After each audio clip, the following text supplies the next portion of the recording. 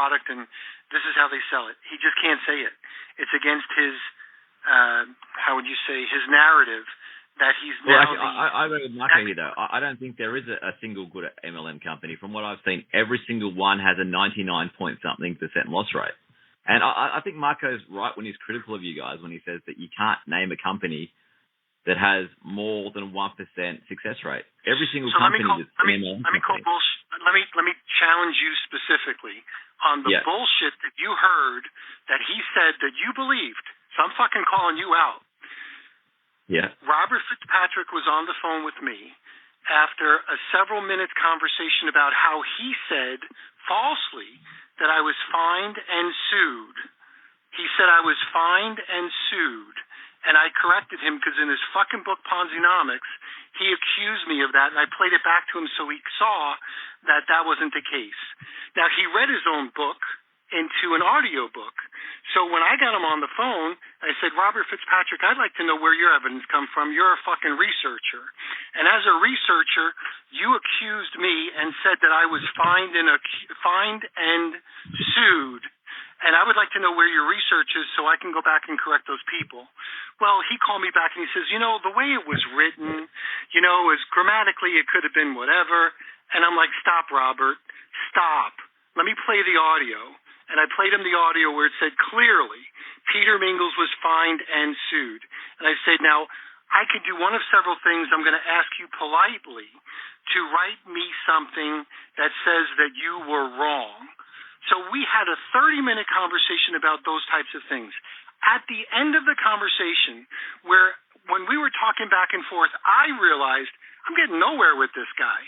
Like, this guy is denying everything. He wouldn't say anything positive about an MLM company if his fucking life depended on it.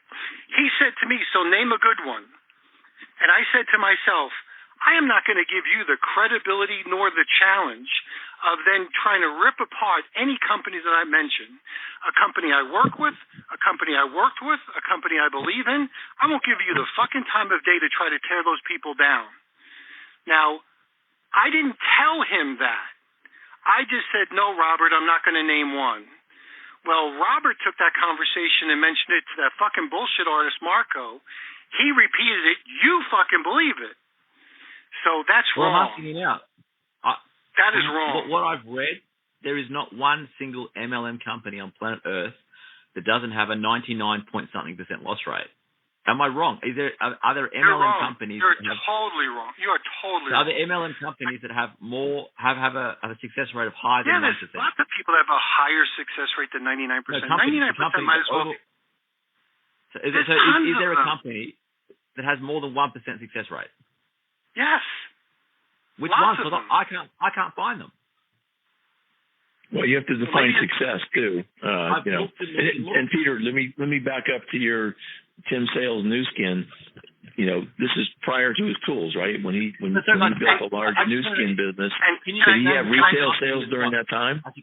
Yeah, can I clear the air? Just Glenn, I'm not pissed at you. Yeah. I'm pissed at the way Marco frames it and then tells that story. So back to you, Scott. Yes, I just wanted to ask you. It's got a more than 1% success rate. There are tons. I don't believe there is one. And let me tell you how I know. Let me tell you how I know that to be. Let me tell you how I know that to be fact. So I get. This is inside baseball stuff, but I'm not going to give you the inside baseball. So inside baseball is I get genealogy reports from different companies, meaning I get downline reports. I get reports of when the last time the guy ordered, where he started, when he started, what his genealogy is, all that sort of stuff. Who's active, who's not active. And when I get a genealogy report, I delete most of that information. But when I look at that information, I can sort it by when the guy gets started, how many people are active, and I can go look at it, and I'm quite honestly amazed. There's some people in the business 5 years, 10 years, 15 years that are buying products on a regular basis at a status level, because you have to have recruits at a certain level to be at that status level, and they're there. So and I don't know whether the percentage is 1%, 5%, 12%. I don't know. I don't think they're data mined. Have you ever heard of a company with? They are there. So have you ever heard of a company with a success rate of more than 20%?